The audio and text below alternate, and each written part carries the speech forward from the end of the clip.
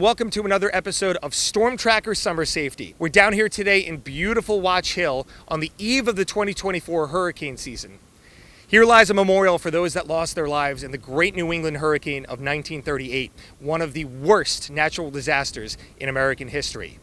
Now, it's been almost 86 years since that storm pummeled southern New England, but with each passing quiet season grows the concern that the next big one is getting closer. While there has never been a Category 4 or 5 to make it up here, there have been 3 Category 3s to make landfall in southern New England, including the 1938 hurricane. The other two, an unnamed 1869 storm and Carol in 1954, both moved over Rhode Island. So why was 1938 so much worse? That western track up through Long Island and Connecticut meant that it was Rhode Island that bore the brunt of the hurricane and its stronger right side. Jumping ahead many years, our last significant hurricane was Bob in 1991. Bob was a Cat 2 that grazed Block Island before making landfall near Newport with sustained winds of up to 100 miles per hour and gusts as high as 125. Things have been relatively quiet since, with just a few close calls such as Tropical Storms Hermine in 2004 and Henri in 2021.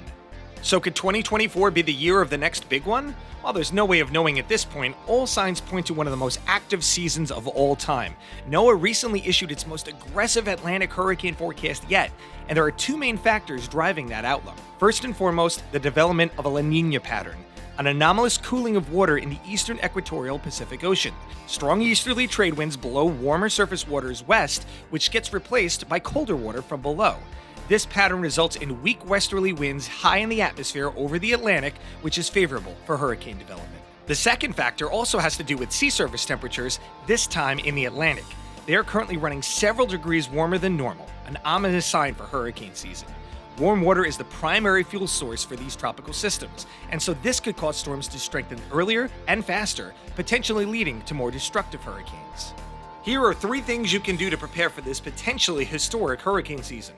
Number 1, have an evacuation plan. Know your evacuation zone, route, and where you would go. Number 2, assemble a disaster supply kit.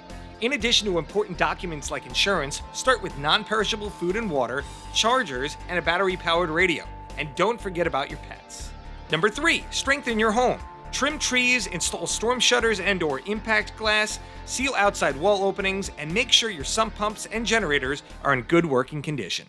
Now, even with a hyperactive Atlantic hurricane season in the cards, it only takes one storm to change a community forever. Join us next week as we talk severe weather here in southern New England.